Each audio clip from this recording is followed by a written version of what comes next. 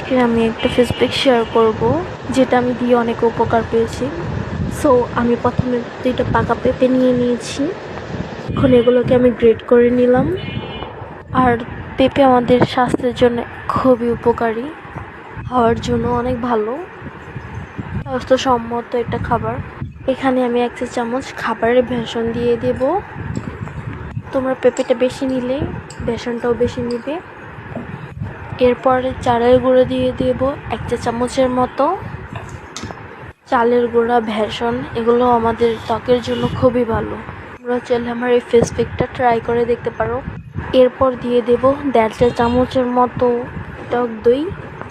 অবশ্যই ফেস প্যাকের সাথে এই টক দইটা দিতে হবে। এরপর ভালোভাবে এটাকে আমি মিক্স করে নেব। এই তো আমার এটা ভালোভাবে মিক্স করা হয়েছে।